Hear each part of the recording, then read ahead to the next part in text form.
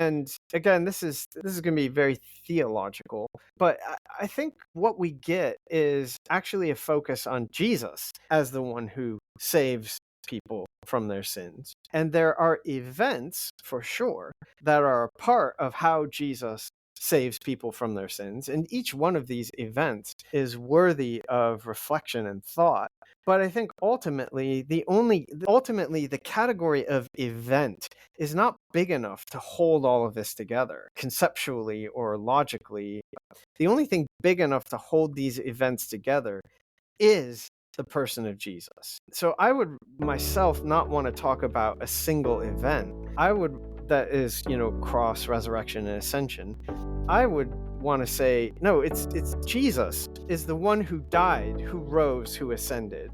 And conceptually, these events make sense because they're held together by him. Hello and welcome to It Means What It Means, the podcast in which a guy with some college and a day job has long-form conversations about biblical texts. Today's guest is David Moffitt, and the subject of this conversation is essentially atonement, although I think that term gets reframed in a way that's a lot more helpful than how it's thrown around, because it is a word that is seemingly ubiquitous, and I don't know that it means what it seems like experts are coming to tell me I should understand that word as, or rather, it's used in place of terms that would be more appropriate. I'll leave it to David Moffitt to explain, but I will set things up with the following quote from him in reference to rereading Leviticus. And this is a question he asked himself as he was reading Leviticus to try and cut through some assumptions he had about sacrifice. What does the death of the animal do? If you want to reach out to me for guest suggestions or just for general feedback, or because you like me and you want to say hello, you can do that at itmeanswhatitmeans@gmail.com. All one word, itmeanswhatitmeans@gmail.com. If you want to support the podcast materially, you can do that with the link in the show notes to Patreon. For $5 a month, you'll be getting episodes a week early, and you can hear a clip of the episode that's releasing the same day as this one on Patreon at the end of the episode. So without further ado, here's my conversation with David Moffitt. David Moffitt, welcome to the podcast. Yeah, it's a pleasure to be here. Thanks so much for the invitation. Before we get going, will you tell us a little bit about yourself? Sure. I'm currently a professor of New Testament and early Christianity at the University of St. Andrews. You can probably tell from my lack of Scottish accent, are originally from the U.S. I did an undergraduate at Grove City College in Pennsylvania in history and philosophy, and then went from there eventually to Trinity Evangelical Divinity School, where I did an MDiv, and then on to Duke for THM PhD. I'm New Testament has long been a point of interest for me, and I'm especially interested in thinking about the ways that New Testament authors are interpreting their scriptures, the Old Testament. So that's a little bit about me. I can't remember if I said this, but we've been here about 11 years now in St. Andrews. How is it there? It's a beautiful place. I still have not gotten used to the winters here. They're very dark. But when the sun is out and there's not a lot of wind, it is a stunning part of the world. And of course, St. Andrews has a long and storied history, and it's a real privilege to be here. Nice. Okay, well, let's dive into it so that I don't soak up your entire day. We're going to be discussing your book, Rethinking the Atonement, New Perspectives on Jesus' Death, Resurrection, and Ascension. Mm-hmm. And so I sent you questions, and the first one, honestly, I don't care if we camp out on this one the whole conversation, but yeah. Would you describe how atonement is represented in the Hebrew Bible and the New Testament, respectively? Yeah, it's a really good question, and an important question. And if you'll allow me, I think the first thing to do is kind of step back a moment, and it's a typical scholar move, right? And sort of redefine the question. I think we really have to think hard about what we mean by this word atonement. And where I'd like to go with that is actually reflecting on the way that it first gets used to translate the New Testament from Greek into English, and only subsequently gets used to translate a Hebrew term from Hebrew into English. So this goes back to William Tyndale, who initially translates the Greek New Testament into the vernacular English of his day. And he uses this word atonement, which he doesn't seem to have invented. But he uses this word atonement to translate language in Paul that means something like reconciliation. The Greek word, for those who care, is katalasso, is the verb to reconcile, and the noun is katalage. So Tyndale looks at a couple of passages in the New Testament, like Romans 5:11 or 2 Corinthians 5:18 through 20, and he uses Paul's language there, this language of reconciliation, in connection with the death of Jesus, that Jesus' death somehow reconciles us to God. He uses this term atonement.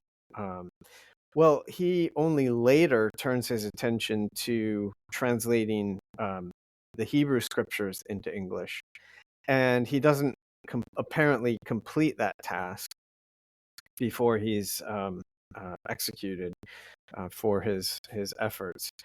But he then looks at Jewish sacrifice, at Hebrew sacrificial texts, not exclusively, but primarily.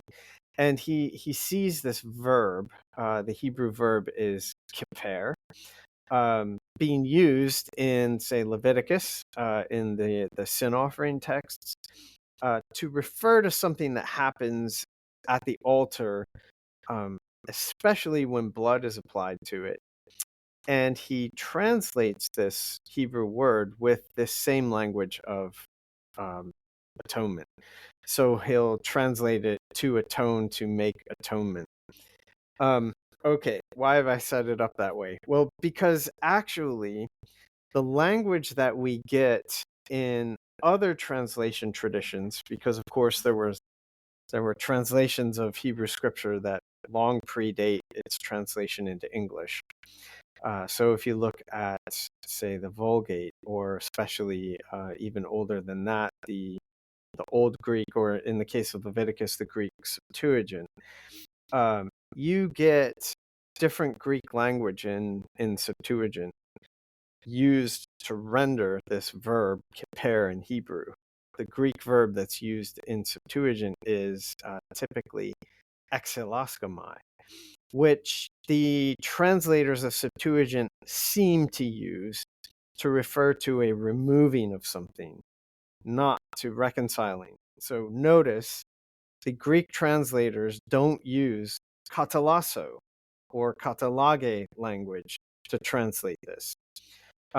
So if you're reading the Old Testament in Greek and then reading the New Testament in Greek, you don't necessarily see a direct connection between what Paul does in Romans 5:11 or 2 Corinthians 5:18 through 20 and Jewish sacrifice.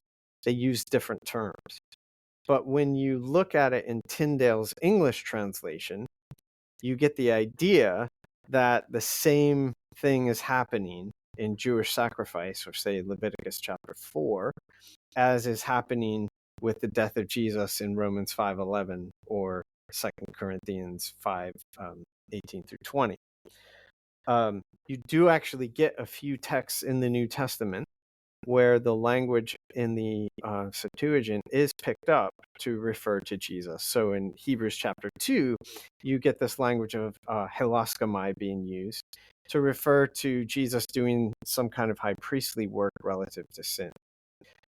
Okay, that's kind of by way of, a very lengthy introduction.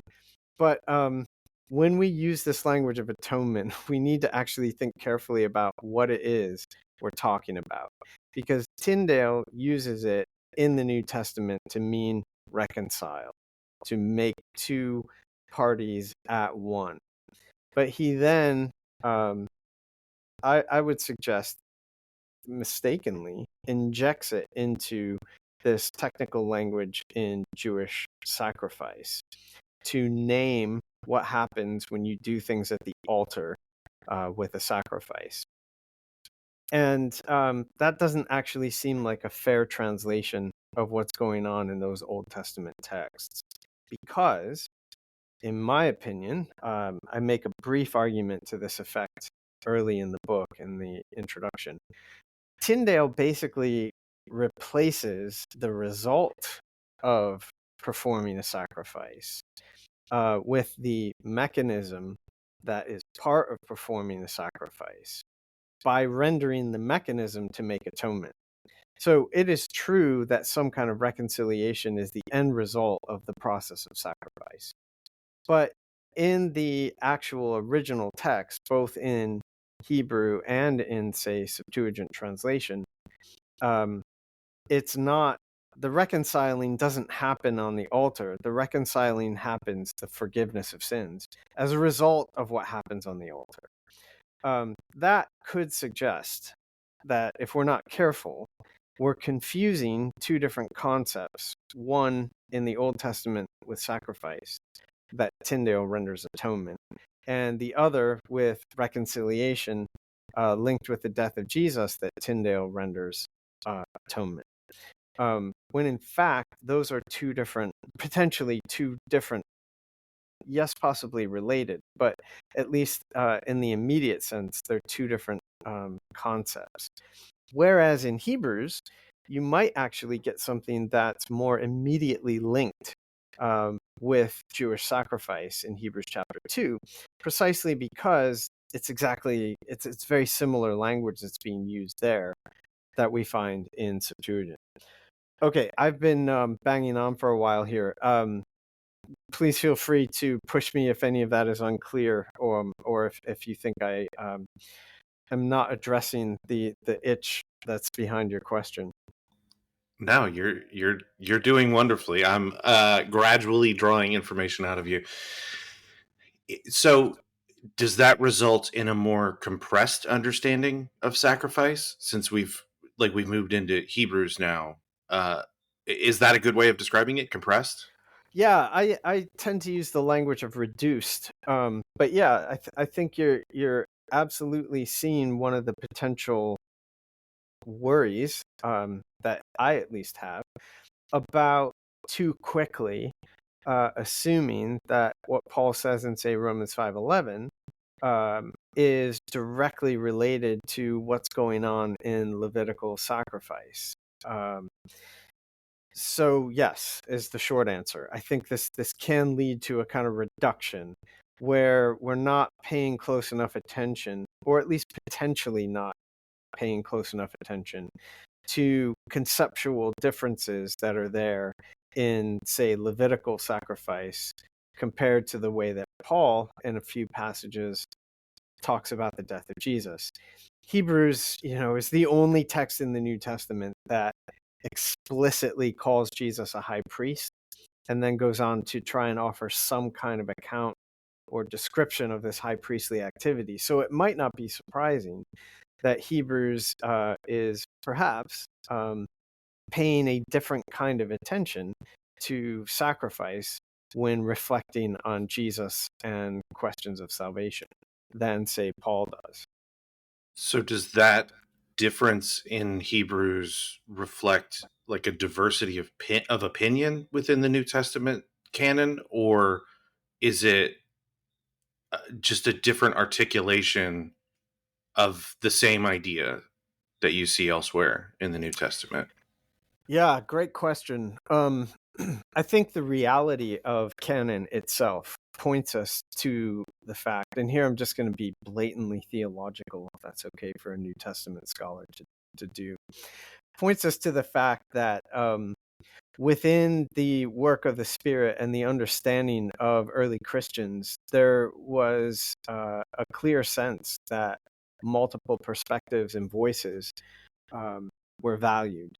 The canon itself is a testament to valuing multiple voices. I don't want to presuppose that a difference of presentation amongst these voices, in this case, Paul and Hebrews, means a difference of opinion, but I do think that that's at least possible. I wouldn't also a priori rule that out. And as we look at what happens in, say, these few texts I've pointed to in Paul and Hebrews, I think I would at this point want to argue that what we have is in Hebrews an unpacking of ideas that we never really get unpacked in Paul.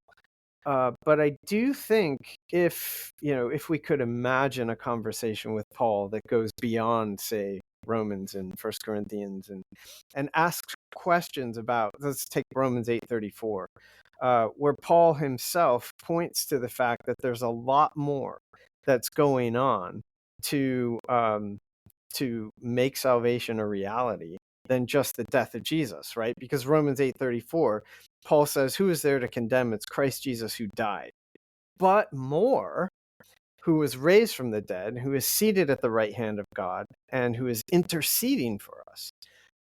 This is a passage that I don't think gets enough due for suggesting that Paul has a much broader account of how Jesus makes salvation than just Jesus died.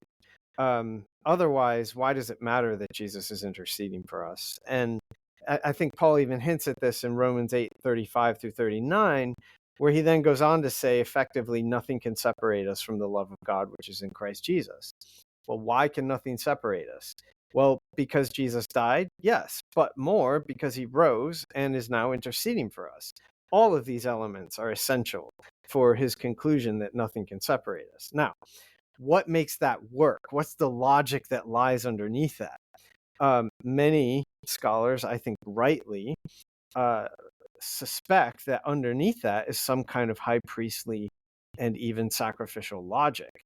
But Paul doesn't unpack it that way. He doesn't explain what he means by saying, now let me tell you how this works. It's because Jesus is a high priest and whatever. He doesn't use that language. Hebrews unpacks it, as it were. Now, I think it's entirely possible that Hebrews, I don't think Paul wrote Hebrews. Obviously, that differs from the larger tradition, but I agree with most modern scholars these days that whoever wrote Hebrews, it's not likely to have been Paul. The author says that he's among those who have heard the gospel from those who heard it from the Lord. And it's just very difficult to imagine Paul saying something like that. But it doesn't mean that Hebrews couldn't be aware of Paul and Paul's views.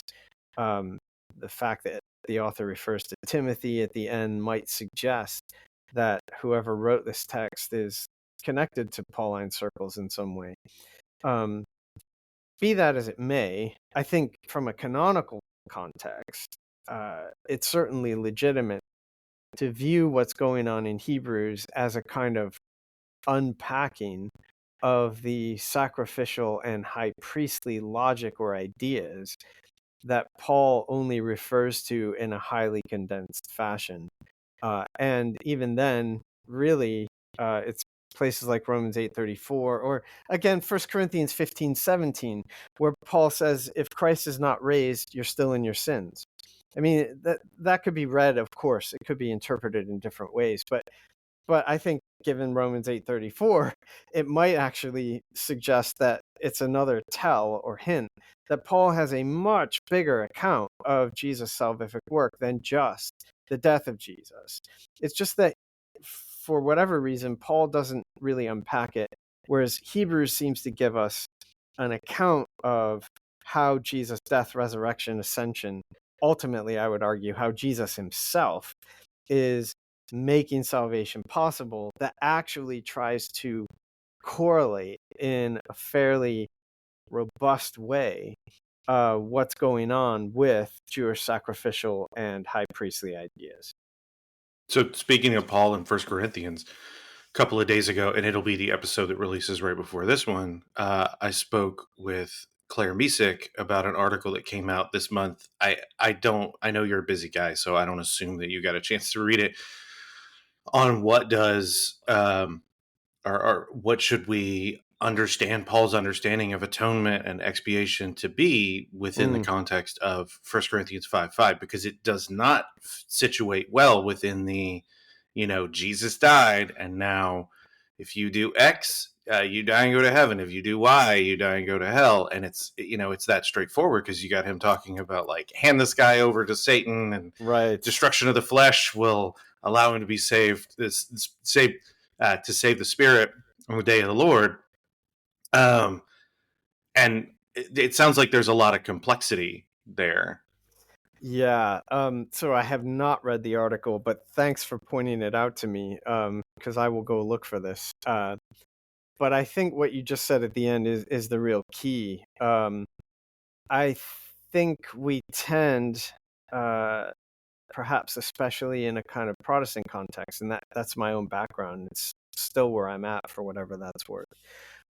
We tend to have a fairly reductive understanding that is especially focused on Paul for how we think about um, questions like salvation and atonement.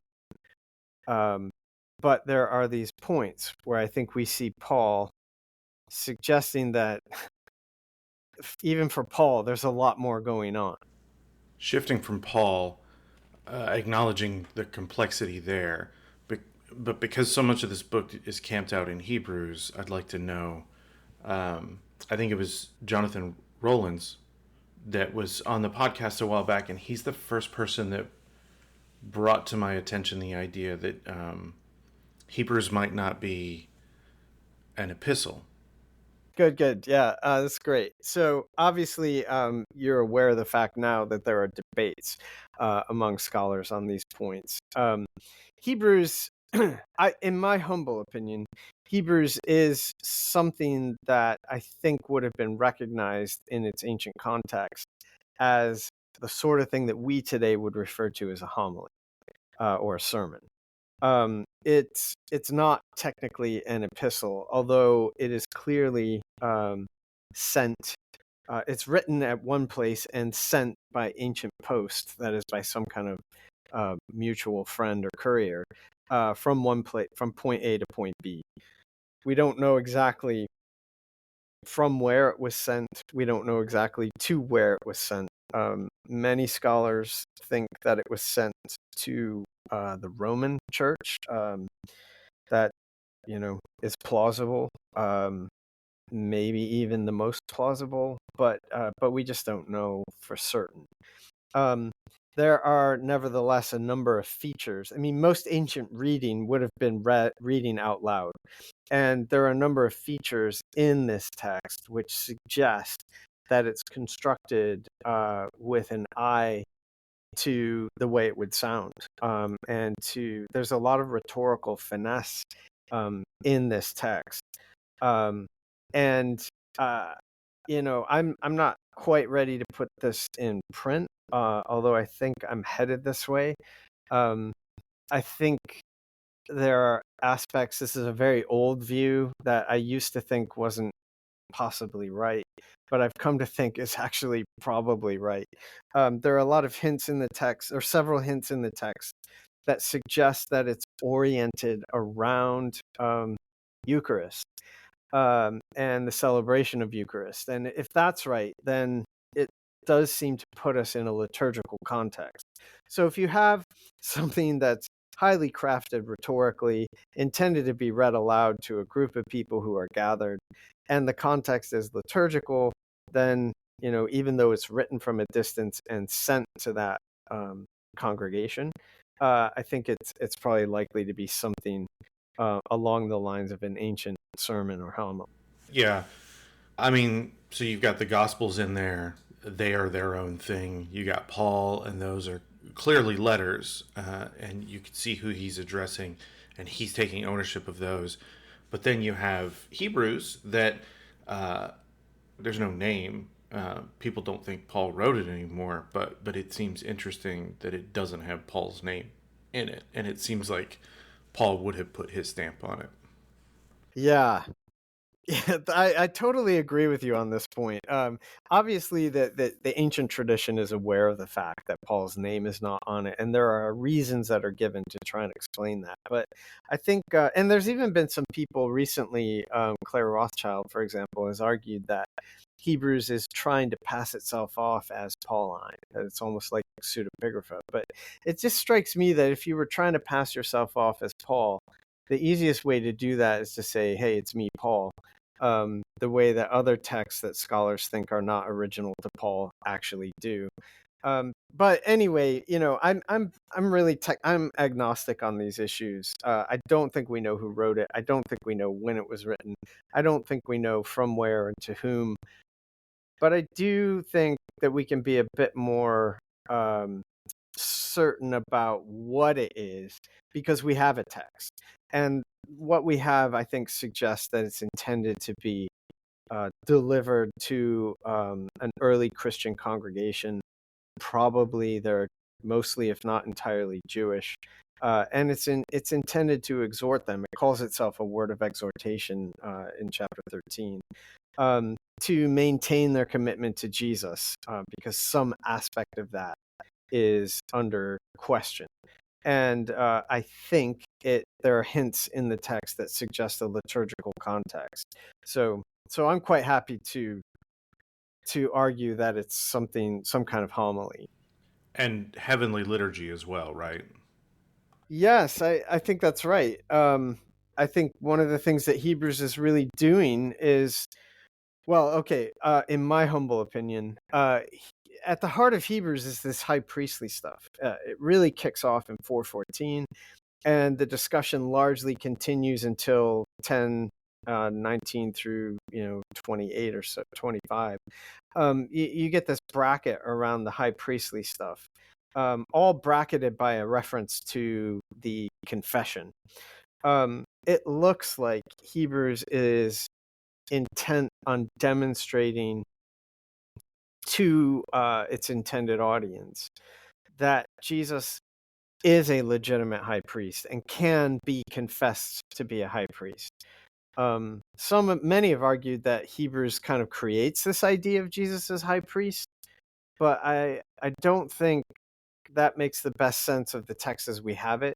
In my view, Hebrews is an apologia, a defense of Jesus as high priest. And right there, then I think one of the arguments that the author uses is to say something that, and here again, I'm not alone on this, but not everyone would agree that Hebrews is sort of working with what scholars today would call Jewish apocalyptic ideas. I think Hebrews is working with Jewish apocalyptic ideas and a Jewish apocalyptic understanding of reality, insofar as we see Jews who thought this way talking about it, seems to typically presuppose that there is a heavenly sanctuary. That is a sanctuary often in the heavens, and that it has angelic priests. And I think what part of Hebrews' defense of Jesus' high priesthood is to say that Jesus has now become the high priest of that heavenly priesthood. He stands above all the other priests, including the angels, and now does something that no angel could ever do, precisely because Jesus is not an angel. He's something else. He's actually a human being, in addition to being the eternal Son of God. And he is able to now perform a high priestly ministry on behalf of humanity that angels were not able to do. And specifically, he's there at the right hand interceding on behalf of his people. So yes, Hebrews is, I think, dealing with a kind of heavenly liturgy. But it's also inviting the congregation, because you have this kind of high priest, to participate in that liturgy as well, to actually join. I think you get pretty clear evidence of this in Hebrews chapter 12 when he says, you didn't come to Mount Sinai, you've come, well, he doesn't name the mountain, but you came to Mount Zion, to this heavenly Jerusalem, to all these angels and those who have gone ahead of us, the spirits who have been made perfect, and to Jesus, whose blood, whose sprinkled blood speaks a better word than Abel. So yeah, sorry, long-winded answer, but yes, there is a clear sense in Hebrews that Jesus' high priesthood has opened the way for the congregation to participate in a heavenly liturgy, even as they meet together on earth to worship. And so he's making sacrifice in that heavenly worship? This is what I've argued. Again, I'm not alone on this. There actually are, once you start looking at some of the ancient interpretive tradition on Hebrews, and in some cases actually even not so ancient, you see that others have read Hebrews this way. But it is the case that in most modern interpretation of Hebrews, there has been a tendency to bifurcate, to split Jesus' sacrifice from whatever he's doing in this heavenly sanctuary. Hebrews refers to it as a heavenly tabernacle. And what I've argued, and I got there because of trying to show that Jesus' resurrection actually is important for Hebrews. But what I've argued is exactly what you suggested, that it's a mistake to reduce sacrifice only to the act of slaughter. Sacrifice is much bigger than just killing something. Sacrifice is ultimately focused on bringing a gift into the presence of God. And when we look at Jewish sacrifice, especially when we look at it in some of the main evidence that we have, Leviticus, assuming that Leviticus informed Second Temple practice, we see that it's thoroughly directional. You bring a gift to the tabernacle and then later to the temple. You hand the gift over to a priest, and the priest then takes the parts of it to an altar. And in most cases, in every case, there's something that's burned. And the smoke ascends into the presence of God. And in some cases, blood and incense are even taken into the tabernacle space, or the temple space, into the holy space at the altar of incense, and then on the Day of Atonement, even into the Holy of Holies itself. So there's this directional component to sacrifice that I think a lot of modern interpreters have simply missed, because we tend to view it as a kind of abstract set of activities that we don't really think hard about the way in which it actually occurs. But if we think hard about things like this directional feature of sacrifice, and if we think hard about the fact that this implies that sacrifice was a process, then I think we see that Hebrews is pretty clearly, in my humble opinion, correlating the process of offering a sacrifice to God with the death, resurrection, and ultimately ascension of Jesus into the presence of God. Jesus, in other words, in Hebrews, is traveling in the very same direction that a sacrifice and a priest, and ultimately a high priest, travel when a sacrifice is actually given to God. So as long as we recognize that when we use this word sacrifice, we ought not to reduce that only to an act of slaughter, then I think what you said is absolutely right, that Jesus is sacrificing himself before the Father. We hear that language and we think, oh, well, he must be suffering, he must be dying. But that's just a reductive account of sacrifice. Because what I mean when I say that is that Jesus is present before the Father as the sacrifice. And it's that presentation and presence before the Father that's really the ultimate goal or aim of giving a sacrifice to God. Killing is not the goal or the aim. That's only one part in the larger process.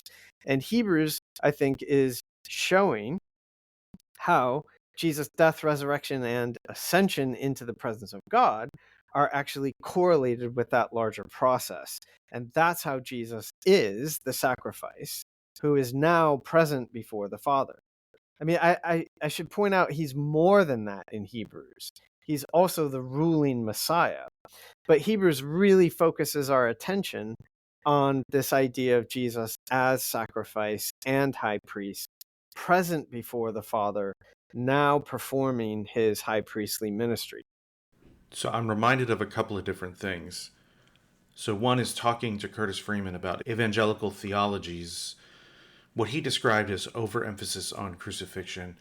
And I remember reading like 20 or so years ago N.T. Wright talking about how crucifixion, resurrection, and ascension are all one thing. I don't know that I ever came upon an explanation that helped me understand how they're all one thing in the way that you did. Maybe he did, and I just don't remember. Is that what we're talking about here, though? Is it like a single event that is in these what we see as three things, in spite of just being, well, here's the thing that matters, and then here's some miscellaneous stuff that continues on afterward?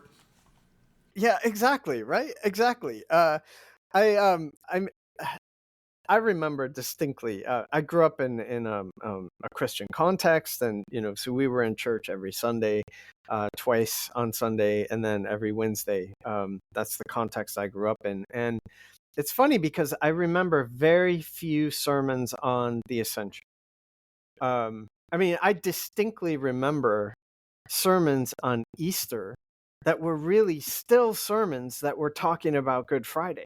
I distinctly remember like the whole point of the Easter sermon being that this proves that the cross really did what we say it did. And at the time, of course, like that's you just accept it. But I've really begun to think back on that and ask questions about it. Like because really, Easter is not about the death of Jesus. It's about the resurrection. Surprise. But I distinctly remember, to your point about the resurrection and the ascension being kind of afterthoughts, one sermon on that dealt with the ascension. And as a kid sitting in a pew, the image that I had was Jesus sitting in heaven twiddling his thumbs, just bored, waiting for all of this to wrap up. Like that. Now, I don't want to say that that was the extent of the ascension theology that I got, but that was the image that stuck in my head. Like this really didn't matter. The main event was the single event.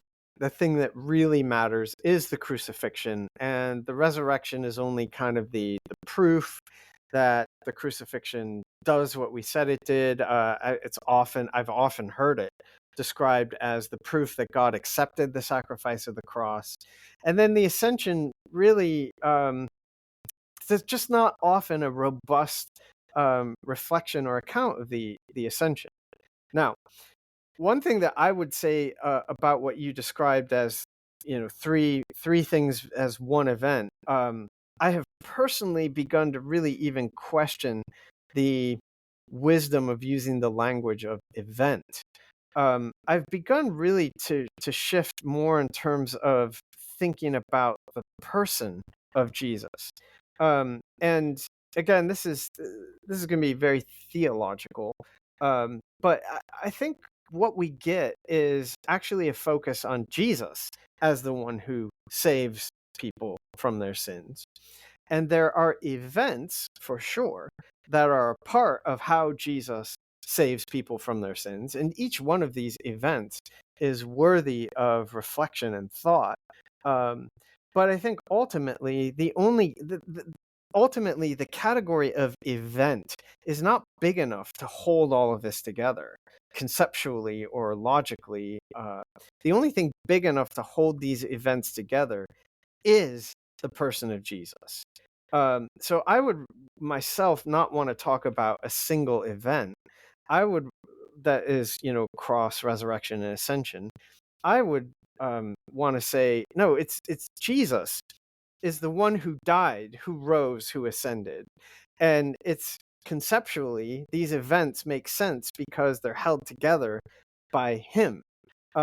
And then we can still go back and say, now, what do these various things in terms of theological reflection and in terms of exegesis of, say, the New Testament, there are all kinds of questions that I think we could ask about what each one of these aspects of who Jesus is, of these events, might contribute to salvation. Um, but I would still prefer at this point to talk more in terms of the incarnate Son Jesus, and not say the Christ event, or certainly not the singular event of the crucifixion, as if that's the focal point. I think the trouble I find there, though, is knowing that people read texts about Jesus in the Gospels, in Paul, and in this case, Hebrews, through the lens of what they already think about Jesus. And I think you could probably make minor corrections, maybe even in some cases radical corrections to their understanding of what that means. And then they return to the text. But there's still some, I don't know, residue or remnant of what their thinking was. So if you've cut your teeth on a tradition that says whether it's the nativity story, the resurrection, the ascension, or anything asserted in the rest of the New Testament, it's all about the crucifixion.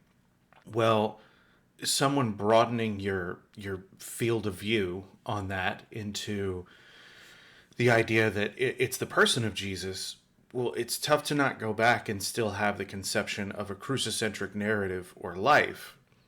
So how would you, this is kind of similar to a question I asked Claire Misick a few days ago, how would you discipline yourself to then check, because all of your metrics are based on what you have now discovered is not an accurate way of reading?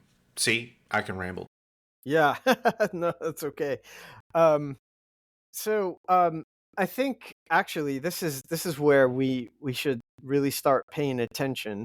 This I would say in part this is one of the things that the vocation of good historical work in something like New Testament has the potential to show us that what we assume might not actually be what these texts are, at least originally, insofar as we imagine that. And that takes a lot of hard argument and work and study. But there are ways in which we can actually go and look at these texts in um, a supposed historical context and ask, how would this originally have sounded? What do we think people might have heard, or what do we think an author might have intended? Um, it's one of the ways in which doing that sort of work then has the potential to come back to a contemporary audience and say, look, what we assume might not actually be the same as what ancient people would have assumed.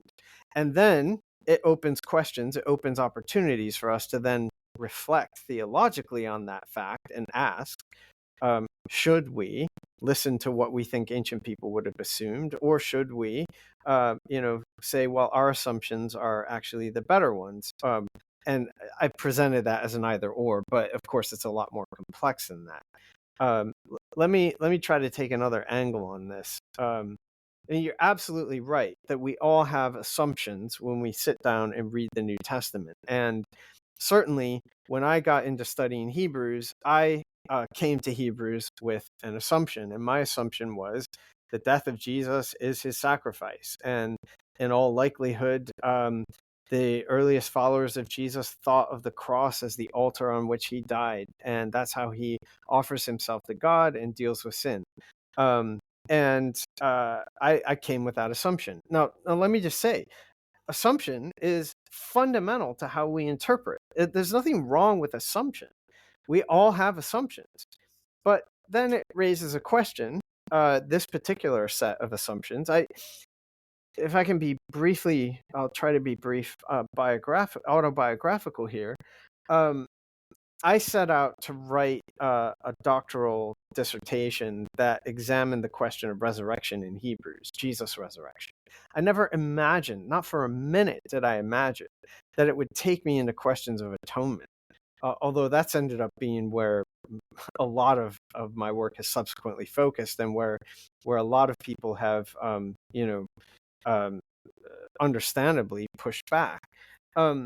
But I went into Hebrews knowing how sacrifice worked. I had assumptions about sacrifice. I knew, for example, that you killed animals on altars and that that was really what sacrifice was all about.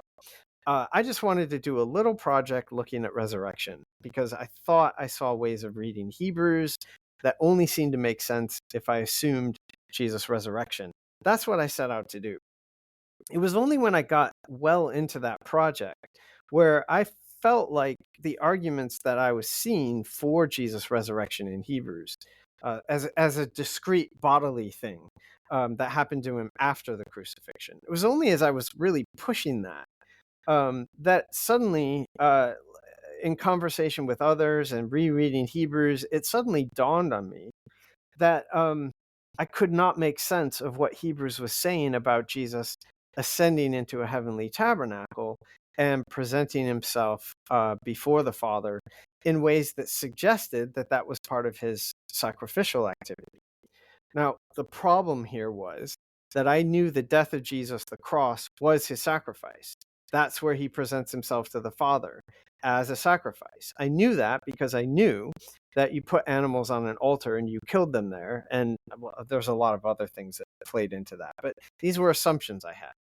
But then Hebrews kept telling me that Jesus presents himself to the Father when he ascends into heaven. And if there's a bodily resurrection that stands between the cross, where I knew he presents himself to the Father as a sacrifice, and his ascension through the heavens to enter this heavenly tabernacle where Hebrews says he presents himself to the Father, then suddenly I was faced with a problem. How could there be a bodily resurrection between the crucifixion and the ascension? And of course, many, many other interpreters have been down these roads before me, and they had seen this problem. And in the modern era, many of these interpreters had said, yeah, that's why Hebrews doesn't really care that much about the resurrection. So the fact that Hebrews hardly refers to Jesus' resurrection is taken by many modern interpreters as proof that, in fact, Hebrews thinks in terms of Jesus' heavenly presentation as a way of interpreting what's going on at the crucifixion. And in that sort of a model, there are other ways to do that, but in that basic sort of a model, there's no room for the resurrection as a distinct part of the story of Jesus. Okay, that's just a little bit of autobiography, but for me, I wasn't ready to give up on the resurrection piece because I was pretty convinced that the arguments that I had for that were good arguments. But I could not get my head around the sacrifice piece then. I was just like, I was totally stumped. And I thought, well, that's the end of my PhD. There's just nowhere to go here. And then a penny dropped because I remember distinctly having this thought. I had read Leviticus before. I had heard sermons preached on Leviticus. And the penny that dropped was there's a lot more that happens in Leviticus than just killing the animal. And that struck me because it suddenly gave me a sense that maybe Hebrews was onto something here about sacrifice that I wasn't aware of. So the day that I had that thought, I literally that evening sat down and read Leviticus straight through in one sitting, and I asked just one question. What does the death of the animal do? And that was really when things began to change for me, because suddenly, when I really started to try and pay attention to the details of Leviticus, I suddenly realized that my assumptions about sacrifice were just wrong. They did not align with what was happening in Leviticus. And the way to sort of put this in a succinct fashion, as I say at a couple points in the book, I assumed that the altar was for killing animals. But when I started paying attention to the details of Leviticus, I discovered that my assumption was false. You do not kill animals on the altars. The altars are not where the slaughter happens. And it was things like that that just sort of shook me out of my assumptions and made me think, well, maybe the author of Hebrews understands sacrifice better than I understand sacrifice. And maybe the author of Hebrews understands sacrifice in ways that align with what Leviticus actually says. And if that were the case, then suddenly the focal point that Hebrews keeps pushing me toward, that is Jesus presenting himself before the Father in this heavenly sanctuary, suddenly correlated in a remarkable way with what I actually thought I saw in Leviticus, where the death of the animal is not where the animal and the sacrifice is given to God. It's rather something that happens that then allows a priest to take the blood and flesh to the altar where it is then given to God. So that's where, again, apologies, a long-winded answer or response to your question or comments, but that's where I think we just need to ask, which assumptions are more likely to be helpful for understanding a text like Hebrews? Are our assumptions about sacrifice, where we just know that you kill animals on altars, assumptions which are just patently false, as it turns out? Um, are those the assumptions that will best help us read this text? Or could it be that assumptions that are informed by texts like Leviticus, assumptions that are likely to be held by people who had actually participated in sacrifice, who had seen it happen, who knew that animals weren't killed on altars, who would never even imagine that you kill animals on altars, maybe those assumptions are more helpful. And that's where then the proof has to be in the exegetical pudding, as it were. And different readers of my book can look at it and just ask themselves, does this account of sacrifice make more sense of what Hebrews says? Or do we just know that this early Christian thought that the death of Jesus was the sum total of his sacrifice? I mean, there are some people who have read what I've argued about Hebrews and said that what I argue is, nonsensical and not coherent. And I understand that. I think they're simply falling back on assumptions like sacrifice is about killing things and it's about doing it on altars. And that's fair enough. But it seems to me that what would be nice is for them to then prove that. And I don't think they'll be able to prove it from the evidence that we have of ancient sacrifice. So really, it's assumptions are not bad. We have to have them, but we might just want to ask which assumptions are more likely to help us understand this text. And what I'm arguing, in a nutshell, is that if we can get our heads around the way ancient people thought about sacrifice, those assumptions might actually make better sense of at least a text like Hebrews. Now, of course, that has knock-on effects for how we think about atonement and soteriology and et cetera, et cetera. But at least in Hebrews, it seems to me that assuming that sacrifice is a process that has the goal of bringing a gift into the presence of God makes a tremendous amount of sense of what the author actually says. I think just about sacrifice in general, because I think coming up in a tradition that doesn't actually have sacrifice, but claims to be predicated on a sacrifice, at least acknowledging that you're making an assumption or a set of assumptions about what sacrifice is helpful going forward, and maybe you'll still end up in the same place.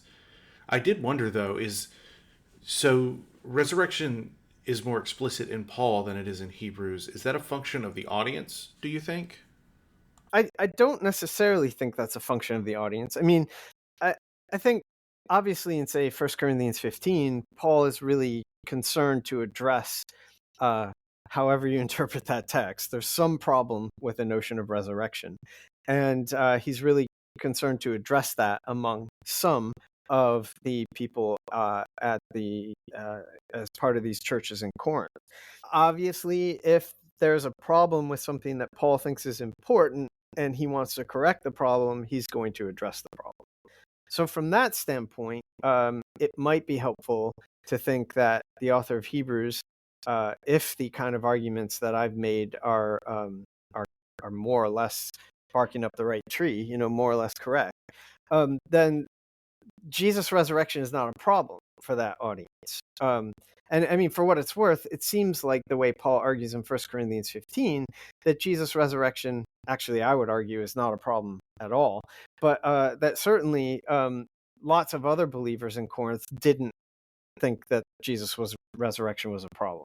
There's only some that he's trying to address.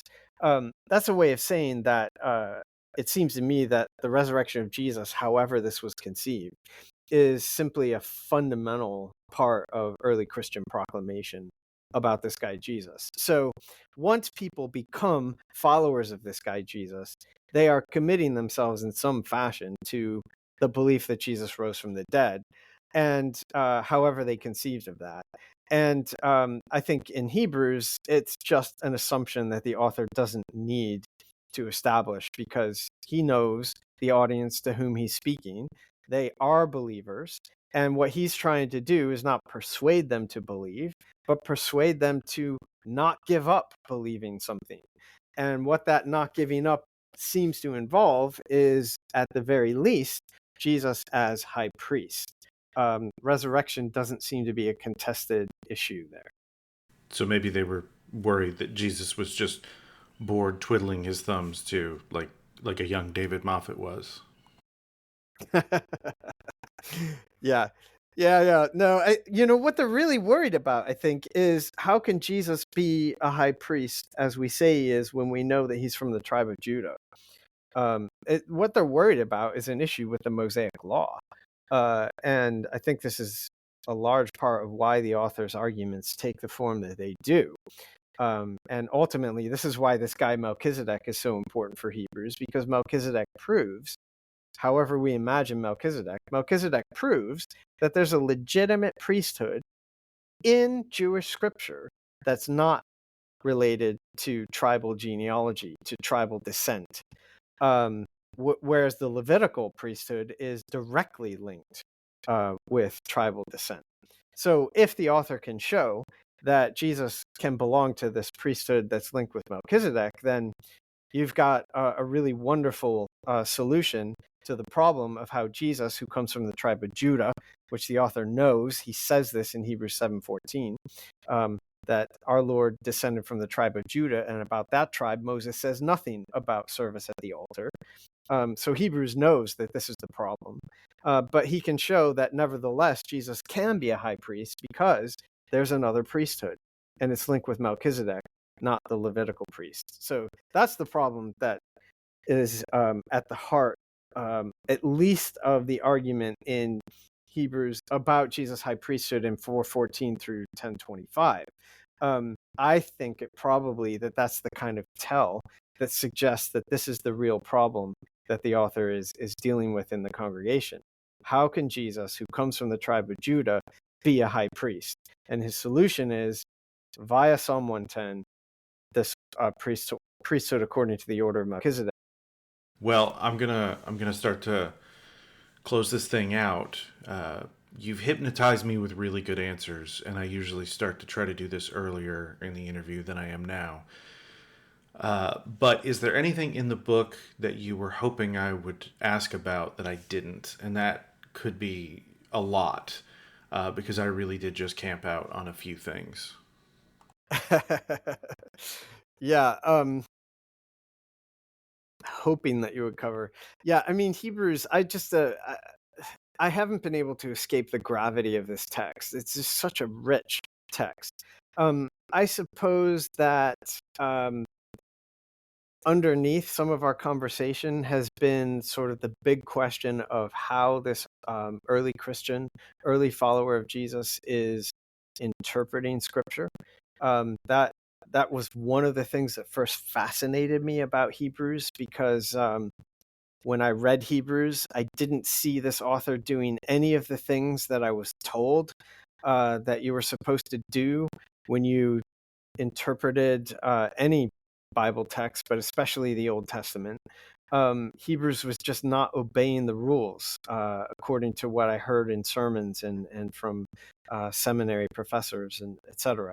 So that's really what first fascinated me about the text. And I guess that's a question you didn't ask, but we could go on for quite a long time exploring the just remarkable and I would say actually pretty thoroughly Jewish ways that this author is reading his scriptures, what we call the Old Testament. That would be one point.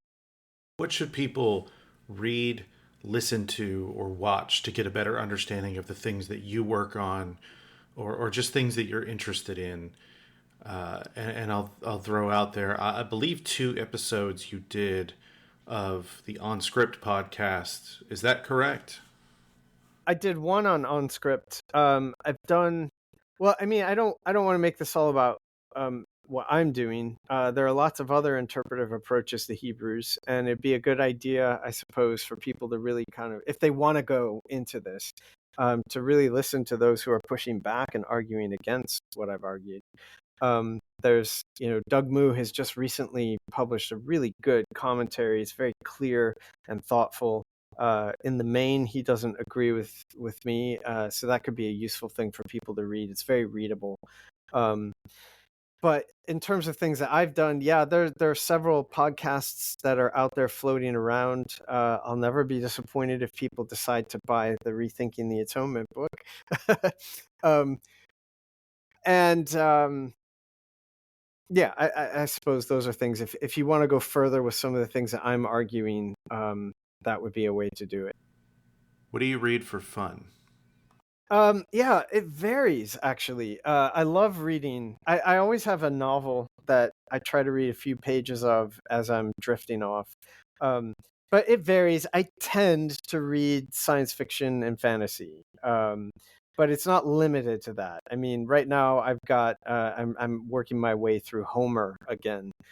So Homer is right there next to a fantasy book, which I'm embarrassed to say I'm forgetting the title of at the moment. But it's things like that. I enjoy having something that I'm reading. I recently worked through the 3 Body Problem novels that way, and just yeah, that's what I read for fun. Okay, cool. I know. So listeners are going to be hearing this a week apart, but in my conversation with Claire Misick, she mentioned sci-fi, and I brought up the Expanse series. But then those guys, under the pen name James S.A. Corey, they're starting a new series. I believe it's called The Captives War. But the first book is The Mercy of Gods. And to me, it feels like that series is going to be almost their version of 3 Body Problem. And so there's only one book out so far, but it's really good. And I would throw that your way as a recommendation. Yeah, thanks. I'm always looking for good recommendations. Yeah. Okay, well, unless you have anything else, I'll call this one good. Brilliant. Thanks again for the invitation. And thanks for letting me bang on a bit there. Oh, no, it was a pleasure. All right. Cheers. Take care. Thank you so much for listening. Yeah, I hope that conversation was as helpful for you as it has been for me. There are more to come in the way of picking out more details or wading through details about sacrifice in the Hebrew Bible as it applies to New Testament texts. So I'll let you know those as they get recorded. After this is a preview of my conversation with Karen Tamber Rosenau. Thanks again for listening. Take care. There's a lot of parallels between the way that Judith is portrayed and the way that I think the author is trying to portray the nation of Israel. So, for example, Judith is chaste, right? She's not a virgin, but she's a chaste widow, and she is, her chastity is really important to the story. The fact that she is never really actually going to have sex with Holofernes is really, it's crucial to the story. So Judith's chastity paralleled with the nation's chastity. Like this is a nation that cannot be violated. This is a city that's not going to be invaded. And I do think there is that parallel. Judith herself is just this exemplary character. I mean, she's kind of a little bit of a Mary Sue. She is pious, she's beautiful, she's worthy in every way, and the nation is similarly portrayed as just completely worthy.